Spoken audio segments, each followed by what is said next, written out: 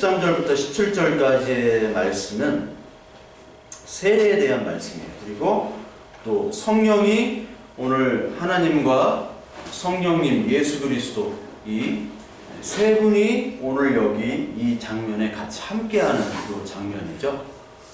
그래서 이 사복음서 모두에게 이 예수님께서 세례 요한에게 세례를 받으시는 그 장면은 사복음서 모두에 다 있습니다. 그래서 세례라는 것이 구약에서 세례를 다 받았죠. 이집트에서 나올 때. 그 세례를 고린도전서 10장에 보면은 뭐라고 했습니까? 어디서 세례를 받았다고 했죠? 네? 홍해에서 받았다고 그랬죠. 홍해를 건널 때가 바로 세례였어요. 그러니까 물이 갈라지면 옆이 물이죠. 바다가 갈라졌으니까. 그리고 구름 기둥으로 하나님이 인도해 주셨어요. 구름이 수증기잖아요. 그리고 물 속으로 들어간 거예요. 그러니까 출애굽을 할 때 그 홍해 바다에서는 물 속으로 들어간다는 것이 바로 세례고, 다시 물 속으로 나왔죠. 다 건넌 후에. 그걸 세례라고 고린도전서 10장에 얘기를 하고 있어요. 10장에서. 이 세례를 받았죠. 그리고 받은 후에 이제 광야에서 이스라엘의 시험이 시작되는 거죠. 신약 성경도 마찬가지입니다. 제가 그 성막의 구조에 대해서도 얘기를 했잖아요. 성막의 구조 역시 세례를 받고 그리고 광야로 들어가는 성소의 구조가 그렇다. 그렇게 얘기를 했던 거를 기억이 안 나실 거예요. 그렇지만 이번도 마찬가지예요. 신약도 마찬가지예요. 그때 예수님의 생애에 대해서 같이 구약이랑 그때 봤을 때도 마찬가지로 예수님께서 지금 세례를 받으신 다음에 4장부터 한번 봐요. 마태복음 4장에 보시면 그때 예수께서 성령에 이끌리가 마귀에게 시험을 받으러 어디로 가세요? 광야로 가잖아요. 광야로. 이스라엘 백성이 세례를 받고 나서 어디로 갑니까? 광야로 가잖아요. 광야. 그런데 이스라엘 백성들은 세례를 받았지만 하나님과 진정으로 연합하지 못하고 실패를 했죠. 그리고 광야에서도 역시 이스라엘 교회는 실패했어요? 성공했어요? 실패했죠. 그런데 예수 그리스도는 오늘 세례를 받으시고 이 광야에서 이 마귀의 시험을 이겼죠. 그러니까 신약에서도 동시에 이 구약에서 나왔던 이스라엘의 세례와 그 시험을 예표하는, 구약이 예수 그리스도를 예표하지만 구약은 실패했지만, 우리가 율법으로는 실패하지만 하나님의 예수 그리스도의 은혜와 그 죽으심으로는 세례와 광야의 시험을 다 이겼다라고 신약에서 이야기하고 있는 거예요. 그래서 마태복음 3장, 4장이 계속해서 연결되는 겁니다. 그래서 오늘 볼 거는 이 세례에 대한 거예요. 왜냐하면 이게 굉장히 중요합니다. 세례에 대한 것이. 우리가 다 세례 교인이죠. 세례 교인인데 세례가 뭔지도 모르고 받아요. 제가 이제 옛날에 그 부교육자로 있었을 때도 세례를 받겠다고 오면 내가 다 커트를 시키거든요. 그런데 이제 다혜 목사님이 왜 네가 하는 바는 세례자가 그렇게 없냐? 아니 세례 받을 조건이 안 됩니다. 교육을 시켜도 안 됩니다. 그냥 세례를 시켜라. 응? 일단 받아라. 받게 해라. 근데 나는 그건 아니라 진짜 믿는 자에게 세례를 줘야 되는 거 아닙니까? 그래서 좀 갈등이 있었어요. 이 세례라는 것은 요한의 세례와 지금 예수 그리스도의 세례를 지금 마태복음에서 얘기하고 있는데, 요한의 세례는 무슨 세례라고 했습니까? 전 시간에도 배웠듯이 회개하기 위해 3장 11절 한번 볼까요? 나는 너희로 회개하게 하기 위하여 물로 세례를 준다고 그랬죠. 그런데 이 예수 그리스도는 물로 세례를 주는 것이 아니라 뭘로 세례를 줍니까? 성령과 불로. 우리 한국 사람들이 좋아하는 성령, 불. 네. 그 불가마들이 이렇게 많아요. 우리에는. 한국은 불로, 성령으로 세례를 준다. 이 말이 뭡니까? 많이 들어봤지만 이 말이 뭔지를 모르죠. 그래서 오늘 이 성경 말씀을 계속 봐야 된다는 거죠. 그 세례라는 것은 사실 이 죽음의 자리로 내려가는 게 바로 세례예요. 왜냐하면 물로 들어가는 건 죽음을 얘기하는 거거든요. 그리고 물을 담궜다가 다시 끄집어내는 이 헬라어로 밥티조인데, 밥티조는 죽었다가 살아나는 것을 얘기합니다. 죽었다는 것은 어떤 건 죽었느냐? 옛날에 나는 죽었다는 거. 육신의 나는 죽고 예수 그리스도로 말미암아 이제 같이 더불어 산다. 예수님 모르고 육신으로만 사는 것은 내가 다 육신을 죽이고 이제 예수님으로만 내가 살겠다라는 것이 바로 세례입니다. 그것이 바로 죽었다 나가는 거거든요. 그런데 이 죽었다 나가는 것을 예수님이 세례 요한에게 받았다는 거죠. 왜 예수님은 세례를 받을 필요가 없잖아요, 사실은. 왜 하나님인데 무슨 세례가 왜 필요해요? 그런데 요한에게, 인간에게 세례를 받으러 나왔기 때문에 지금 요한이 14절 뭐라고 얘기해요? 요한이 말려 이르되 그러죠? 요한이 말렸어요. 내가 당신에게서 세례를 받아야 할 텐데 당신이 내게로 왜 오십니까? 이렇게 얘기를 하죠. 그러니까 15절에 왜 세례를 내가 너한테 받아야 되느냐? 뭐라고 얘기를 해요? 왜 받아야 되는지? 여기 15절에 나오잖아요. 모든 의를 이루는 것이. 네, 모든 뭐를 이룬다고 그래요? 의를 이루는 것. 모든 의가 뭡니까? 모든 의. 내가 세례를 받아야지 모든 의가 이루어진다. 그런 것이 합당하다. 그래야 된다. 의는 예. 의라는 건 우리 인간에게는 없죠. 의는 하나님만이 의라는 단어를 씁니다. 의라는 단어를 하나님만이 의라는 단어를 쓰기 때문에 우리 인간에게는 없는 거예요. 즉 여기서 말하는 의는 하나님이 우리에게 약속을 해주셨죠. 이게 일방적인 약속, 즉 베리트 언약이라고 그러는 겁니다. 그러니까 언약을 일방적으로 주셨어요. 그런데 일방적으로 주셨는데 내가 너를 택했지만 그 모든 택함을 통해서 인간이 하나님을 찾질 않잖아요. 그러니까 아무리 율법을 지키고 아무리 도덕적으로 살아도 우리는 하나님을 도저히 날마다 찾을 수 없는 존재이기 때문에 그 일방적인 약속을 결국은 누가 지키느냐? 예수님의 죽으심을 통해서 지키는 거잖아요. 이게 창세기 15장에 짐승의 쪼긴 고기로 뭐가 지나가요?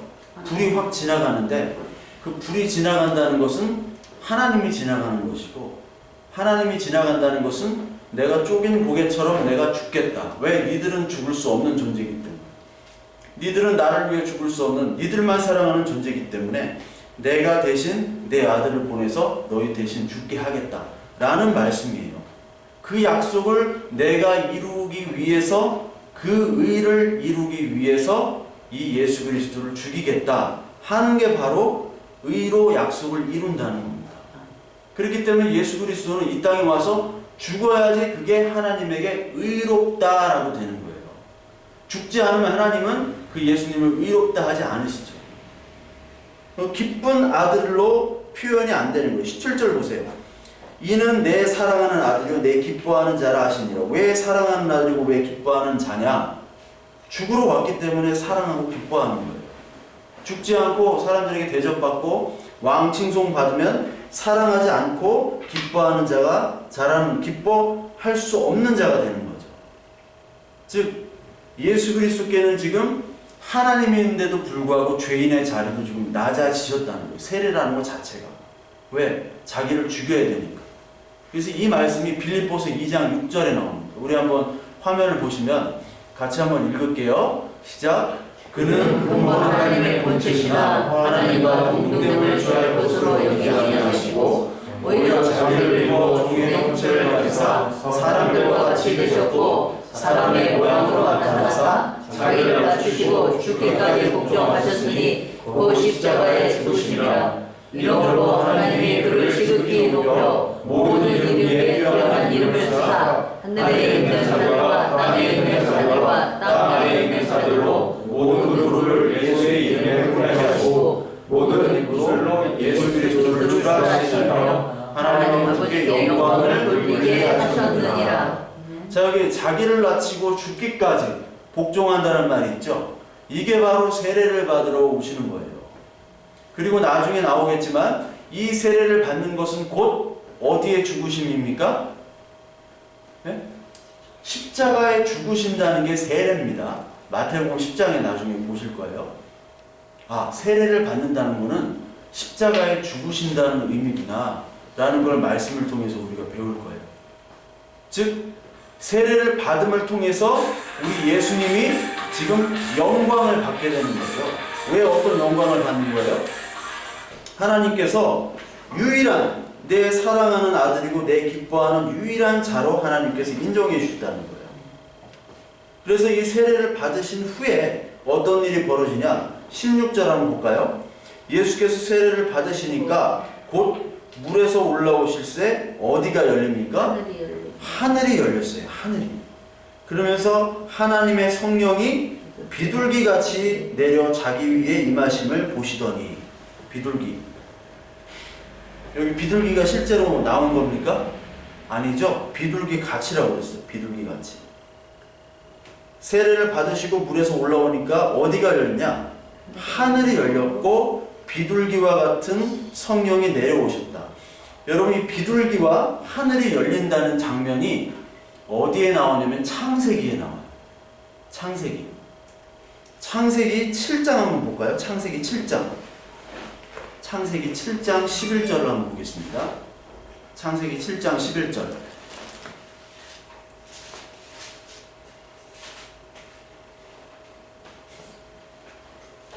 (7장 11절) 누가 한번 읽어보실래요? 노아가 600세 되던 해 둘째 달 곧 그 달 11의 날이라. 그날에 큰 기쁨의 샘들이 터지며 하늘의 창문들이 열려 비와 물이 쏟아졌죠. 창문이 열리니까. 네. 하늘에도 창문이 있습니까? 네? 하늘에 창문이 있어요? 하늘에 하여튼 창문이 있대요. 창문이 열리니까 뭐가 쏟아져요? 비와 물이 쏟아졌대요.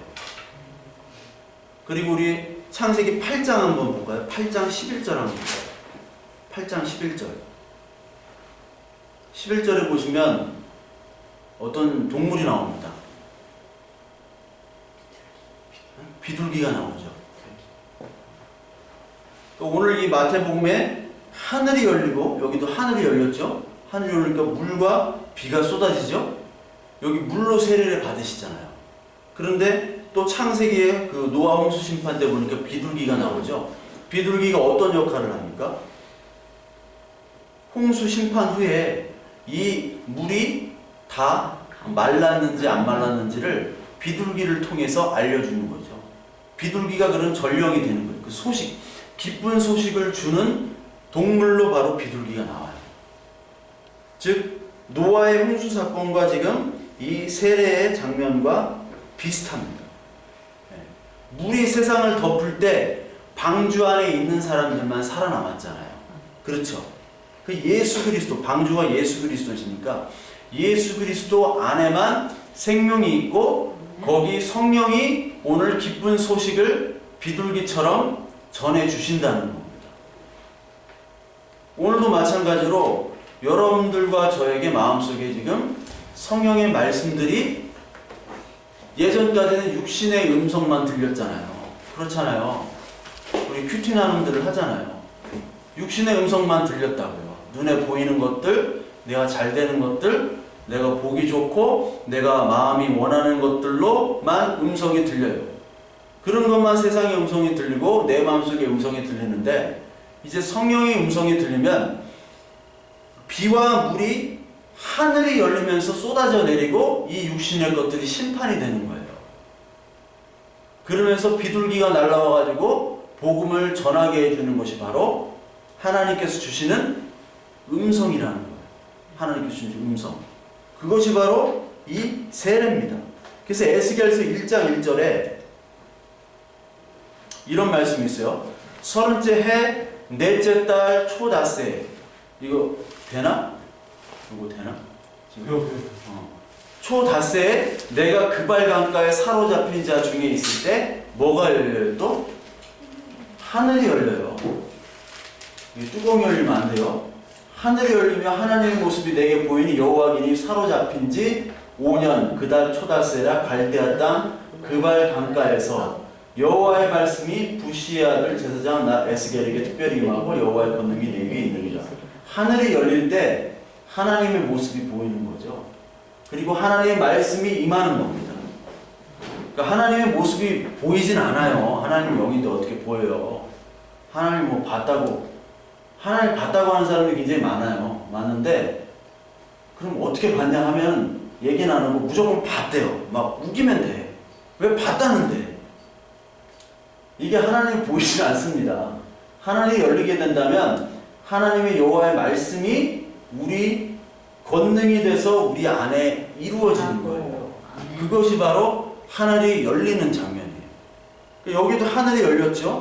하늘이 열린다는 건 여기 에스겔서처럼 하나님의 계시가 들려지고 하나님의 계시의 말씀이 말로 전할 수 있는 능력이 생기는 거죠. 왜? 계시를 받으니까. 우리는 성령을 받은 존재이기 때문에 온전한 여기에 나와 있는 계시의 말씀들을, 지금 이 성경의 계시를 우리는 다 받았잖아요. 성령이 오셔서 뭐를 말씀하시냐? 너는 죄인이고 너는 심판이고 그렇기 때문에 너희는 의인이 아니야. 의인 대신 오직 예수 그리스도만이 죽으심으로 네가 의인이 될 수가 있어. 아니면 너는 심판을 받아. 해서 요한복음 16장 8절부터 13절까지 성령께서 하시는 일이 뭡니까? 죄에 대하여, 의에 대하여, 심판에 대해서 우리에게 알려주시잖아요. 이 성경은 죄와 의와 심판에 대한 책이에요. 성령이 알려주시는 겁니다. 그것이 바로 성령의 세례와 불세례예요. 왜? 성령의 세례는 죽음과 심판, 불이 심판이잖아요. 그거를 알려줌과 동시에 그 불과 심판에서부터 하나님의 은혜로 우리가 어떻게 구원을 받는가, 그것을 알려주거든요. 그래서 요한의 세례는 회개의 세례로만 멈추지만 이 예수 그리스도의 세계는 성령과 불 세례의 심판, 구원, 은혜의 세례입니다. 이게 달라요. 그래서 요한은 아직까지 이 세례가 무엇인지를 몰랐어요. 그게 어디 나오냐? 마태복음 11장 2절부터 6절에 나오는데 여기 볼게요. 화면에. 요한이 감옥에 갇힌 적이 있습니다. 옥에서 그리스도께서 하신 일을 듣고 제자들을 보냈어요. 보내서 예수께 여짜오되 오실 그이가 당신이 오니까 우리가 다른 일을 기다리오리까. 아직까지 요한이 이제 죽기 얼마 남지 않았는데 이게 예수가 과연 그리스도인지 메시아인지 아닌지 이 요한은 아직 몰라요. 우리가 다른 일을 기다리오리까 그렇게 얘기를 하잖아요. 예수님이 대답하여 이르시되 너희 가서 듣고 보는 것을 요한에게 알리라. 맹인이 보며 여기까지 나로 말미암아 실족하지 않은 자는 복이 있도다 하시니라. 여기까지 이렇게 말씀하시잖아요. 요한은 몰라요. 아직까지 왜 모르느냐? 하나님의 예수 그리스도의 성령의 일을 알지 못하기 때문에. 이 성령의 일은 예수 그리스도가 죽으신 후에야 성령의 일들이 나타납니다. 제자들도 알지를 못했고요. 모두 다 알지 못했어요. 예수님이 과연 왜 오셨고 왜 죽었는지를 몰랐다는 얘기예요. 그게 바로 요한의 세례입니다.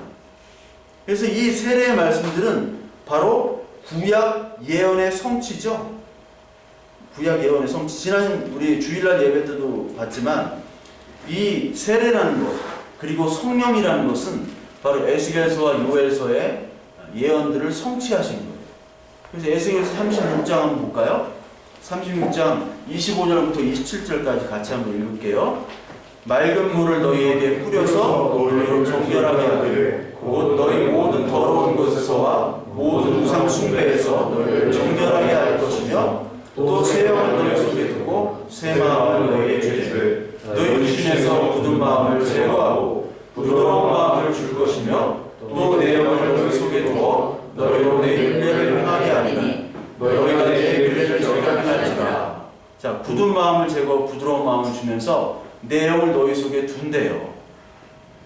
성령을 너희 속에 두겠다. 예전에는 구약에는 성령이 있다가 떠났죠.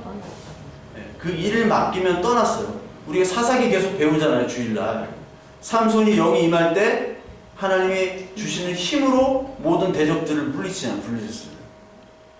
근데 힘이 영이 임하지 않으면 힘을 못 쓰잖아요. 그래서 삼손이 머리만 길었고 그렇게 막 헤라클레스 같은 그런 모습이 아니에요. 영이 임했고 일이 끝나면 성령은 떠나는 겁니다. 근데 요엘서 2장 28절부터 9절에 보면 같이 읽을게요. 그 후에 내가 내 영을 만민에게 부어주니 너희 자녀들이 장래일을 말할 것이며 너희 늙은이는 꿈을 꾸며 너희 젊은이는 이상을 볼 것이며 그때 내가 또 내 영을 남종과 여종에게 부어줄 것이며. 이 말씀이 바로 사도행전 2장의 오순절 성령 강림으로 예언이 성취가 되는 거예요. 만민에게 부어준다는 거예요. 그 전까지 예수님이 죽으시기 전까지는 만민에게 성령이 이루어지지 않았어요. 아무도 몰랐어요. 성령은 죄와 의와 심판에 대해서 이 성경의 말씀, 예수 그리스도의 말씀, 그리고 하나님이 창세기부터 계시록까지 이루어 주시를 그 모든 말씀들을 우리에게 어떤 말씀인지를 가르쳐 주시는 영이거든요. 근데 예수님이 그 전까지는 성령을 주시지 않았기 때문에 몰랐다고, 예수님이 무슨 말씀을 하는지. 근데 오순절 성령 강림 이후에 그 제자들이 갑자기 똑똑해지잖아요. 갑자기 얘기를 합니다. 그 방언이 터진 후에 그 다음부터는 우리가 하는 말들, 그 사람들이 하는 말들을 이제 알게 돼요. 예수 그리스도께서 하셨던 말씀들을 이해가 되고, 내가 이제 만나면 복음을 전해야 되는데 복음이 어떤 것이 복음인지를 이 제자들은 그때부터 성령을 통해서 증거를 하기 시작하는 거예요. 그래서 이 사도행전 3장부터는 완전히 이 제자들의 모습이 달라집니다. 도망갔던 베드로와 요한, 겟세마네에서 1시간도 기도하지 못하느냐, 1시간도 기도 안 하고 자빠져 잤다니까요. 자빠져 자고 결국은 도망갔던 이 제자들이 매 맞고 핍박받으면서도 하나님의 말씀을 증거해서 갑자기 그렇게 변했어요. 왜요? 성령의 역사라요. 성령의 역사. 그래서 이것이 바로 성령의 세례입니다. 성령을 받았다는 것은 성령이 이 하나님의 기록된 말씀들을 증거해 주시는 거예요. 그런데 한 가지 우리 순복음교회에서 하는 말들이 있어요. 순복음교회 그 교리들이 이 사도행전 19장의 말씀을 가지고 성령의 세례를 그 세컨드 블레싱이라고 합니다. 성령 세례라는 것은 따로 있다라고 얘기를 해요. 개혁주의 신학이라고 있습니다. 제가 총신대 쪽에서 공부를 했기 때문에 개혁주의 쪽, 즉 칼빈주의 쪽, 장로교 쪽은 뭐 다 같은 장로교는 아니면 보수적인 장로교에서는 이 성령 세례라는 것은 믿을 때, 믿음이 중생이거든요. 거듭날 때 성령 세례를 받았다고 얘기를 하는데, 순복음 쪽에서는 믿는 건 믿는 거고 성령 세례는 두 번째 축복을 받아야 되는데 그 증거가 바로 방언이다 라고 얘기해서 사도행전 19장을 얘기를 들어요. 자, 한번 볼까요? 아볼로가 고린도에 있을 때 바울이 윗지방으로 달려 에베소에 와서 어떤 제자들을 만나 이르되 너희가 믿을 때 성령을 받았느냐 이렇게 물어봐요, 바울이. 그러니까 뭐라고 얘기해요? 우리는 성령이 계심도 듣지 못하였노라. 바울이 이르되 그러면 너희가 무슨 세례를 받았냐? 자, 대답하되 요한의 세례니라. 요한의 세례는 받았는데 요한의 세례는 어떤 세례예요? 물로 받는 거예요? 불로 받는 거예요? 물로 받는 거죠. 회개의 세례라고 그랬죠. 여기 나오죠. 요한이 회개의 세례를 베풀며라고 나오죠. 베풀며 백성에게 말하되 내 뒤에 오시는 이를 믿으라 하였으니 이는 곧 예수라고를 그들이 듣고 이 말씀을 들었어요. 바울이 백성에게 내 뒤에 오시는 이를 믿으라고 요한이 그랬지 않느냐. 이가 곧 예수인데 그러니까 그 예수의 이름으로 세례를 받으라 하고 예수 그리스도에 대해서 설명을 했던 거예요, 바울이. 그렇게 하고 나서 예수 그리스도의 세례를 주고 안수를 하니까 성령이 그들에게 임하면서 어떻게 돼요? 방언도 하고 예언도 하는 모두 12사람쯤 되니라. 자, 성령을 세례를 받으면 성령 세례죠. 성령 세례를 받으면 방언도 하고 예언도 해야 된다 라고 해서 이 순복음은 무조건 방언이 있어야 돼요. 왜 방언을 못 받느냐? 그 사람 죄가 많아서 못 받아요. 그 사람의 자격이 조건이 안 돼서. 그래서 순복음은 그것들을 연습합니다. 방언 받기 위해서 막 기도도 하고 막 마음, 몸 깨끗하게 이렇게 정갈하게 해야 돼요. 그래야지 성령이 임한다고. 그래서 성령 방언 그 받는 또 시즌이 있어요. 그 저기 부흥 축제, 성령 방언 대축제 해가지고 그 시기에 그런 것들을 많이 했어요. 그래서 성령 세례를 받은 신자는 1등 신자, 그리고 못 받은 사람은 2등 신자. 1등 신자, 2등 신자, 다 등신자가 돼버리죠. 이 1등, 2등으로 나눠지는 거예요. 왜? 인위적으로 사람이 만든 거예요. 이게 문제가 뭡니까?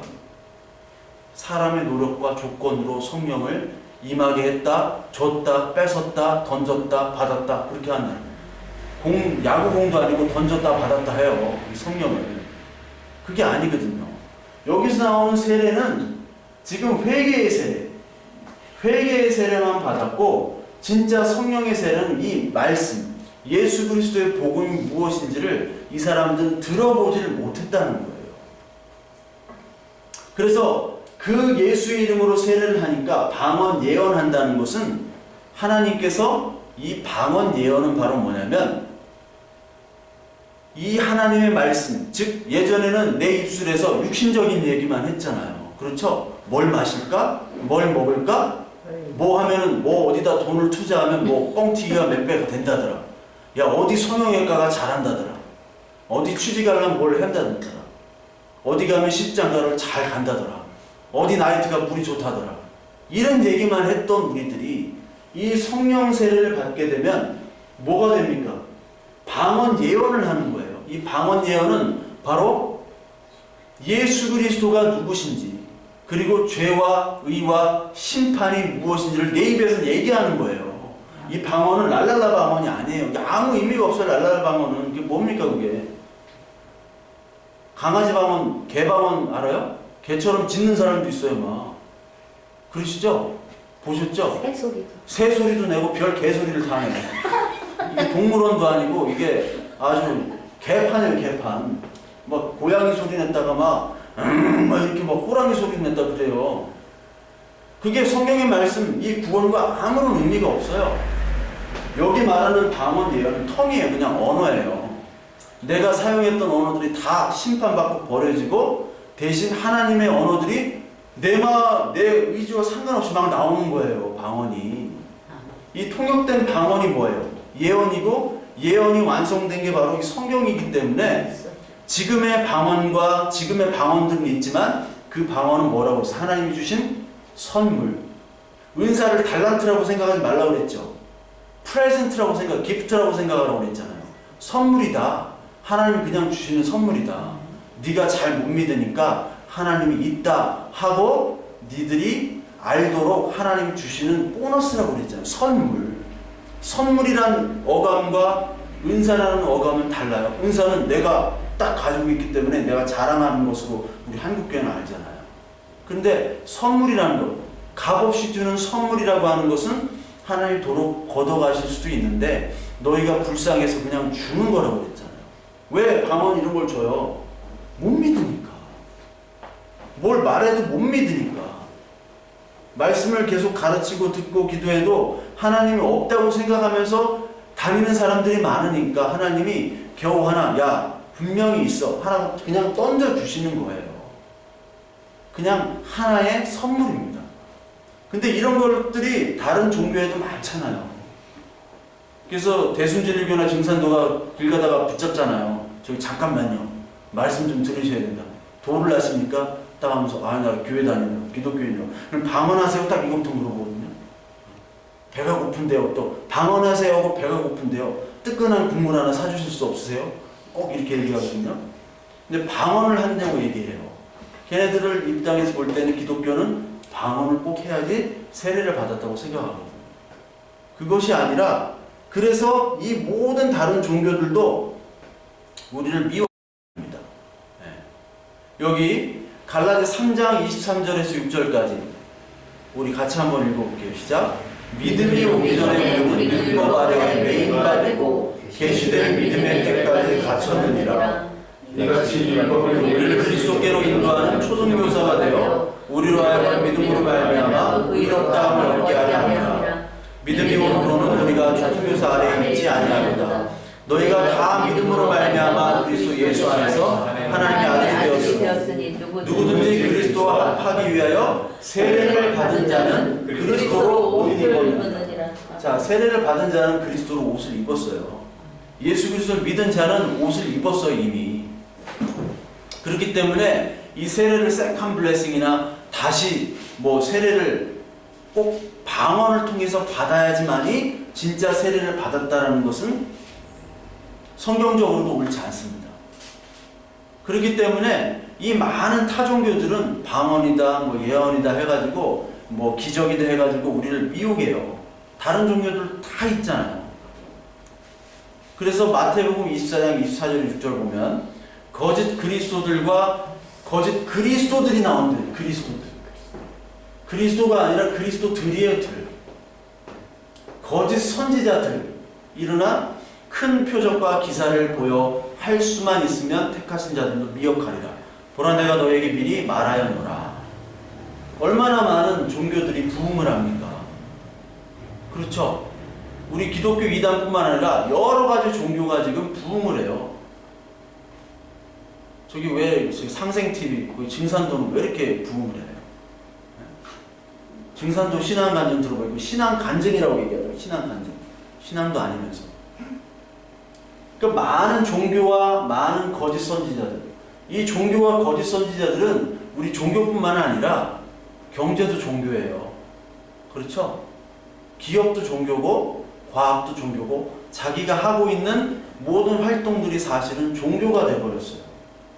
그래서 큰 표적과 기사를 보여서 많은 사람들이 그쪽으로 가게 만듭니다. 그게 지금의 현실이잖아요. 그래서 믿는 사람들, 택하신 자들도 미혹하리라.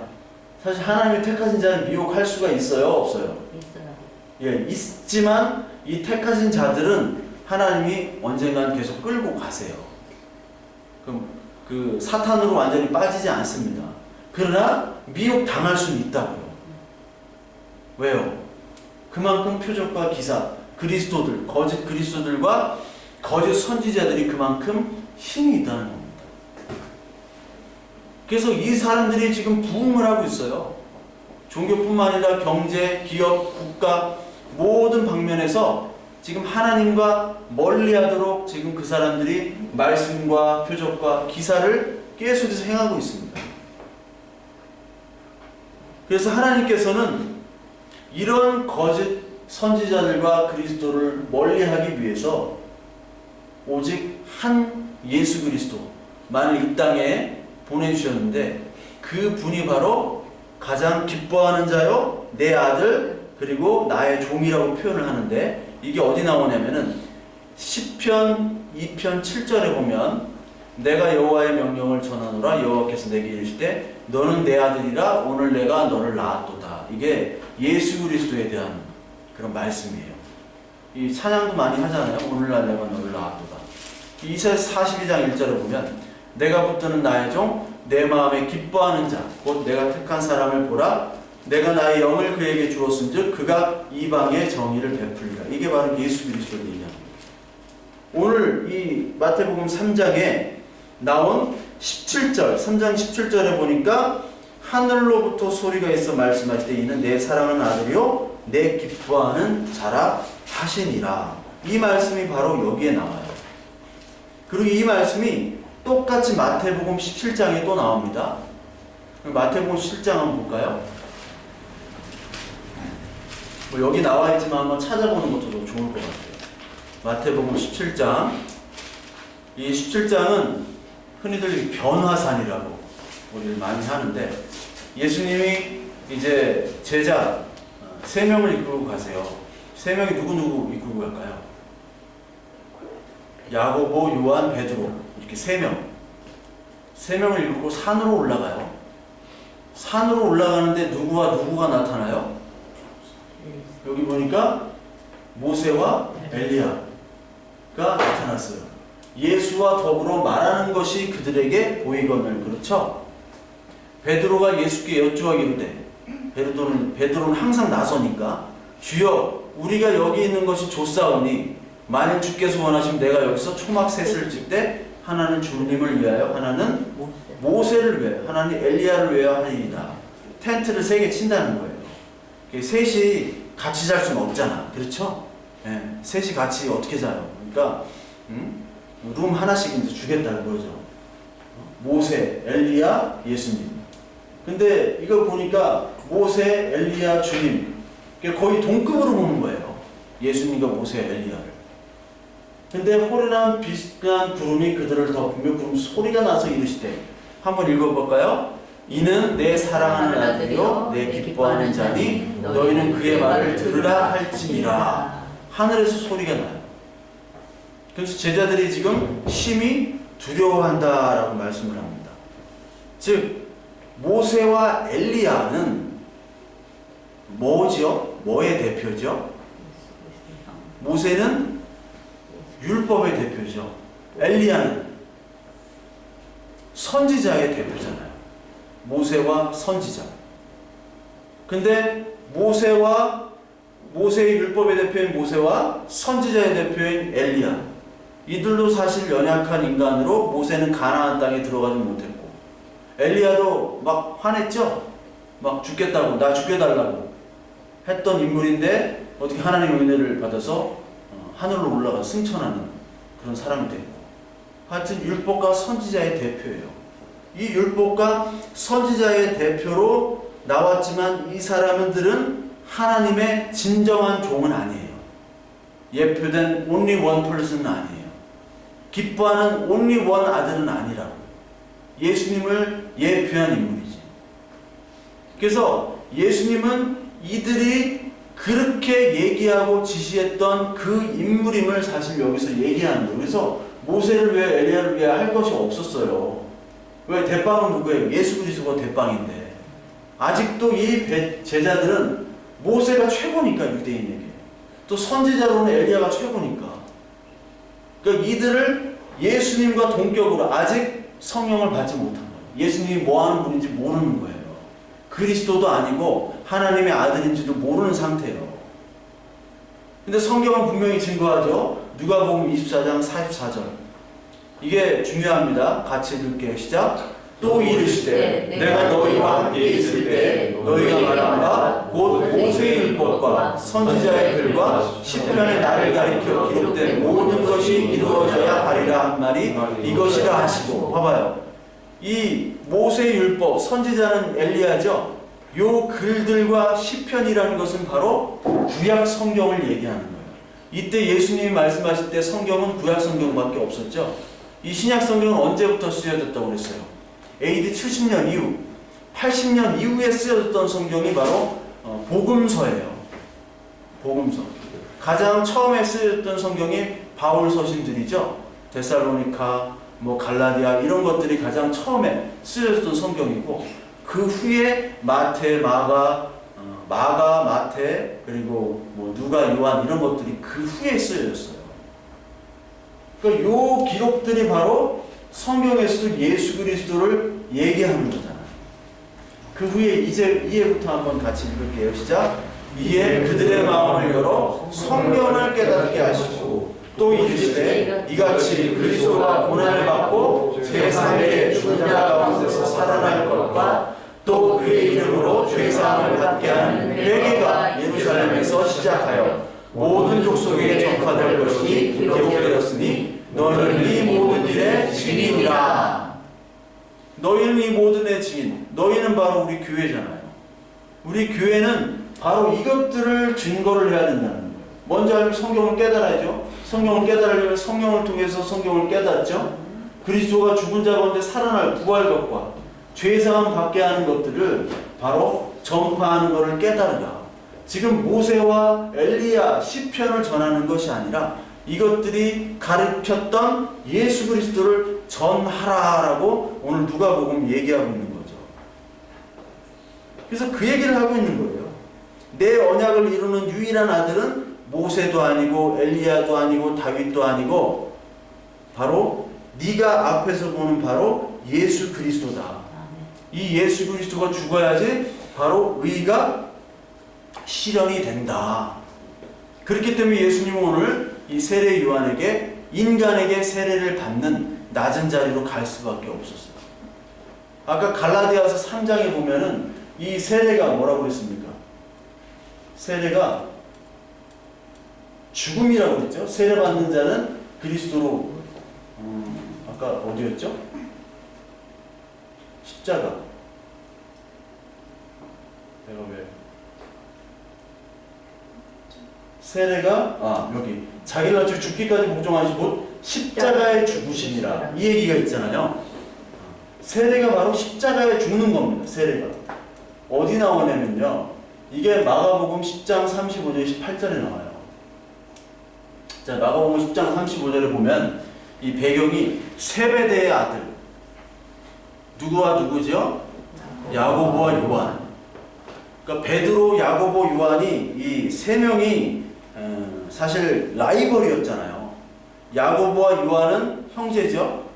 그리고 베드로 이 세 명이 1, 2, 3등을 다퉜어요. 사실 예수님이 가장 많이 데리고 다니고. 그래서 주께 나와 여짜오되 선생님 무엇인지 우리가 구하는 바를 우리에게 하여 주시기를 원하옵나이다. 지들이 하고 싶은 것들을 하나님 내가 구할 테니까 우리를 위해서 이렇게 구해달래요. 주시기를 원합니다요. 이것도 미쳤죠. 지가 하고 싶은 것도 다 해달라고. 그러니까 이르시되 너희에게 무엇을 하여 주기를 원하느냐 예수님 얘기합니다. 알라디안 램프 같죠. 세 가지 소원 달라. 그래 너 무슨 소원이 있냐. 그러니까 주의 영광 중에서 우리를 하나는 주의 우편에, 야고보와 요한이 형제니까 형제 사이가 좋았나 봐요. 하나는 우편에 하나는 좌편에 앉게 하여 주소서. 왕이 있으면 영의정 좌의정 우의정이 있잖아요. 한 자리씩 하게 해달라는 거죠. 그러니까 예수님께서 뭐라고 얘기하냐면 너희는 너희가 구하는 것을 알지 못하는도다. 넌 지금 뭐가 뭔지를 모르는 놈들이야. 그러면서 내가 마시는 잔을 너희가 마실 수 있으며 내가 받는 뭐예요?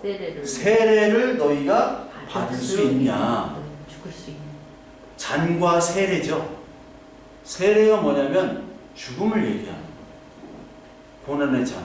하나님 이 잔을 내게서 거두어 주소서. 죽음을 얘기하는 겁니다. 세례를 세례가 죽는 거라고 그랬잖아. 그러니까 예수님은 세례를 받기 위해서 물속에 들어가서 죽으셨죠. 결국 십자가에 죽으셨잖아요. 그리고 물 밖으로 나온 것은 바로 부활이죠. 그러니까 우리는 예수 그리스도와 함께 죽었다가 다시 예수 그리스도와 함께 살아나는 것. 성경에서 예수와 죽었다, 예수와 함께 산다 이 말씀이 계속 나오잖아요. 우리가 대신 세례를 받아야 돼요. 죽음의 세례를. 근데 우리가 못하니까 예수님이 받으셨잖아요. 근데 얘네들은 육신의 것만 찾기 위해서 구하니까 지금 예수님은 너희들은 지금 뭘 구하는지 모르는구나. 내가 받는 세례를 너희들 받을래? 못 받죠, 당연히. 못 받으니까 예수님께서 오셨죠. 그래서 이 세례는 바로 죽음의 세례, 심판의 세례, 불세례라는 거예요. 그러니까 성령의 세례는 받으면 심판이 이루어집니다. 어떤 심판이에요?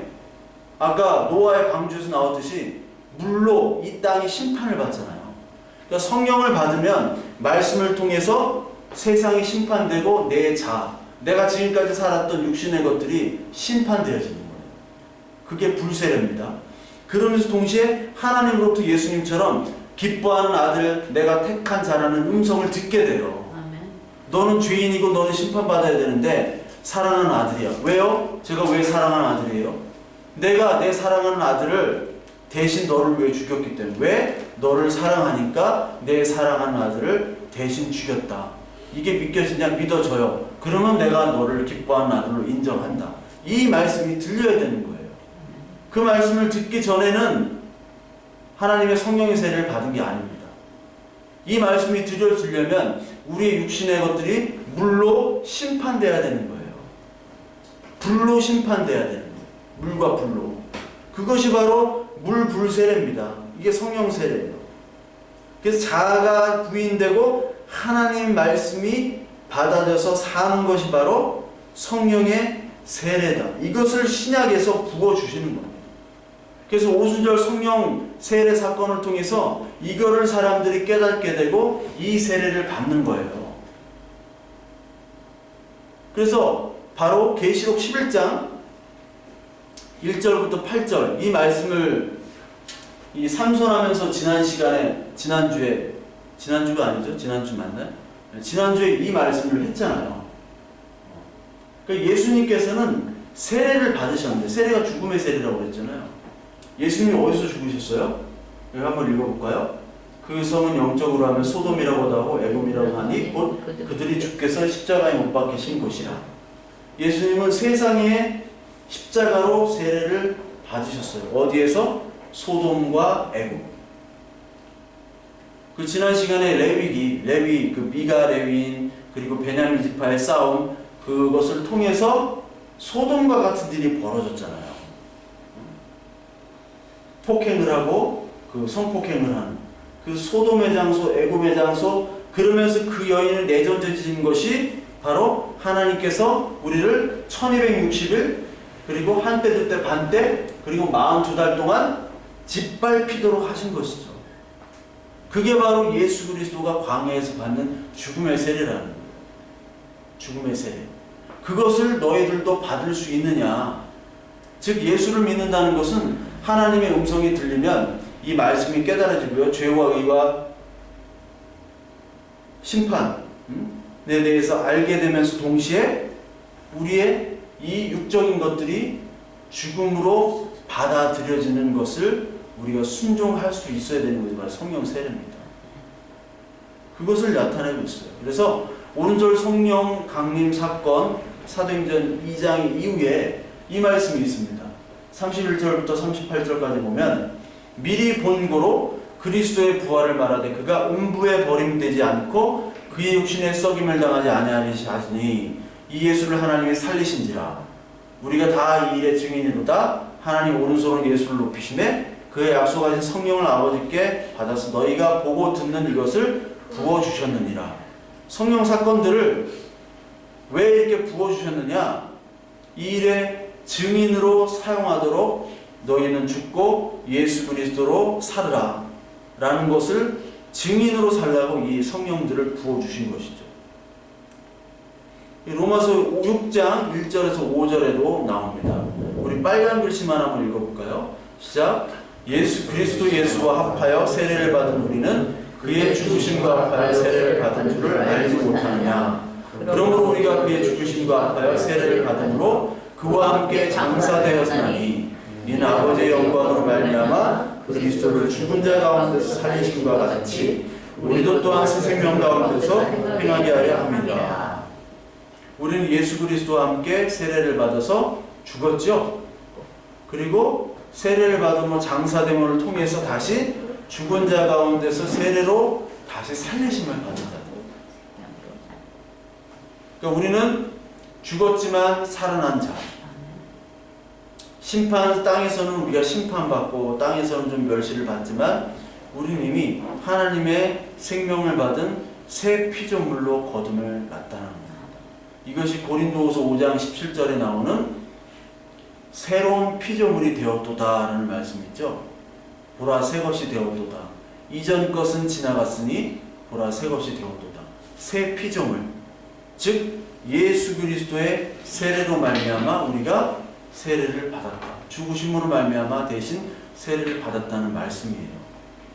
그래서 오늘 이 말씀을 통해서 예수님이 오늘 우리 때문에 죽음의 세례를 받으셨다라는 거. 왜 요한한테 갔는지 이해가 되시죠? 죽으셔야 됐기 때문에. 하나님인데도 불구하고 죽는다는 거는 인간으로 된다는 거예요.